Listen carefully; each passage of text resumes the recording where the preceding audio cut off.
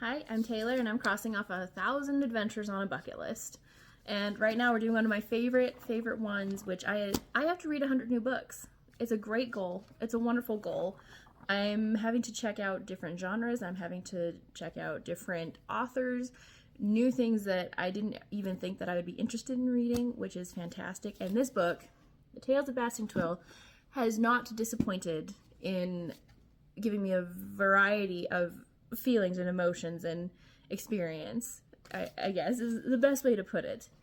So in the last video, we talked about how the first book, there's 2 books in this volume, and the first book was like a gentle hug, just kind of a nice love story, subtle, very calm, drama-free, reality-based kind of thing. I enjoyed it.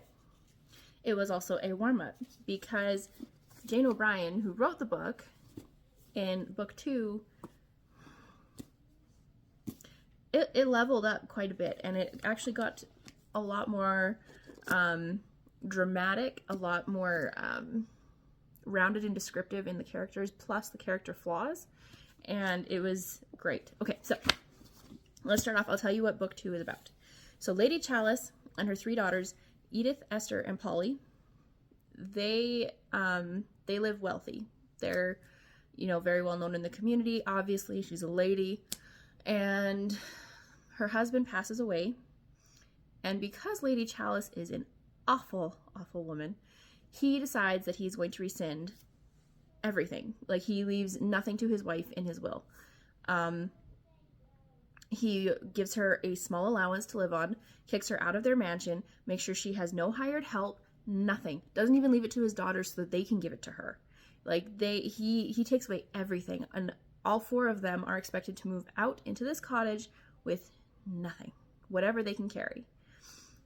And the ironic twist of fate is that he has left the whole sum of his fortune, his estate, everything, to his nephew, Rodney, who we come to find is the scum of the earth. He's awful. He's atrocious. Oh my gosh. No heart. He gives these girls like 24 hours notice that they have to be out of the mansion when he returns from his trip or whatever it is. And he's decided that he's going to marry Polly, his cousin. Ew. And she doesn't want to marry him because she knows he's awful. She knows how awful he is. Lady Chalice, her mother, though, wants her to marry him. Like, she wants this. She wants the mansion back. She wants the hired help back. She wants the money back. She wants everything. She wants everything back. So she's willing to sacrifice her daughter for this opportunity. So they get into a huge fight at the cottage, and Lady Chalice slaps Polly. Yeah, and so Polly runs out. Effectively, this causes Lady Chalice to kick all 3 girls out of the cottage even, so now they have nothing, and tells them, basically, our relationship's done, it's over, it's finished. She also decides that she's going to try and pursue Rodney, which is over in like 2 seconds. He's like, no, you're old, leave me alone. Okay. I mean, what's she going to do now? So she's kind of hooped. She's lost her daughters, lost everybody. But going back, the daughters, one of which I believe it... Don't come for me. Don't come for me. I have a really hard time with the name memorizations. But I believe it's Edith. She is working in the institution set up in the first book by the first couple. And she ends up working with a professor in this institution. And she describes it, he's so handsome. His eyes and his smile, and he's just charismatic. And, we just love him. And they fall for each other. It's a slow and interesting falling. And I believe it's Esther speaking, not my forte. She ends up falling for this guy that she has known since childhood because it's one of her friend's brothers. And he's been away in Canada forever. By the way, this is all happening over in, like, Britain. I think, roundabouts, London. So, yeah, so he's been gone. He comes back, and they are, you know, like, he sees that they've fallen on hard times, all this kind of stuff.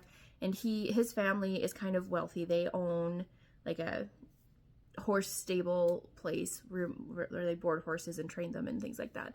So she's able to come and work with him. And so you can see things fizzle up really quick between those two. Really quick. Which I kind of agree with, because they've known each other for a really long time anyway. And then we have dear Polly. Polly, who runs out of the house after her mother slaps her, gets run over by a car, and in that car was a gentleman that she had given directions to a few weeks prior, and they both found each other attractive. Long story short, they have decided that to throw off Rodney from her scent, they are going to pretend to be engaged. Oh, and he's a doctor.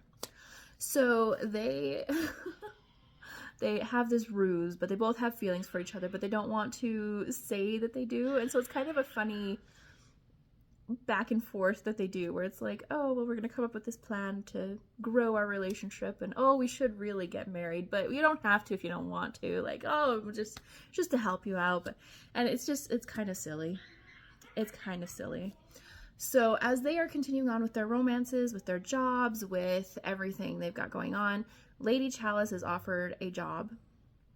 Her nephew Fustian has been able to find her a place to work, and she's supposed to essentially be like a lady's maid kind of thing, an assistant to this other really well-off woman. She accepts, she does go, but this leads us into something that I was actually really, I loved this part of the story. This is the part of the story that was hard to me. So she meets her ex-boyfriend from years ago, the only love she's ever had in her entire life. And they have to sort out what happened. Of course, it's the tale as old as time. Mother didn't want her to be with him, yada, yada, yada. She, sends a letter in the mail, splits them up, whatever. It's that kind of thing. But what I love was the fact that she, meeting him, allowed Lady Chalice the space to reflect and to see how far she had strayed from her true self. And he was willing to stand by her and support her in changing things around and rebuilding a relationship with her daughters. So it really did turn into a beautiful story. Lady Chalice marries the love of her life. Her 3 daughters end up married, and everybody ends up happy. So that's kind of what happened in part 2. And part 3, I will let you know exactly what I thought. Please don't forget to like, comment, subscribe, and you can follow me on TikTok, Instagram, YouTube, Facebook, and don't forget to check out 1000adventures.ca if you want to see the whole bucket list.